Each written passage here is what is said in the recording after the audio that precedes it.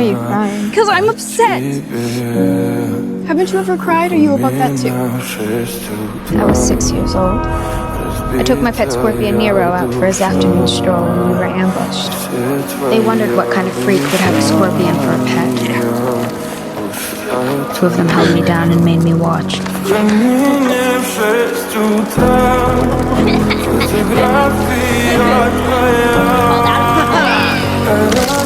It was snowing when I buried what was left of him. I cried my little black heart out. But tears don't fix anything.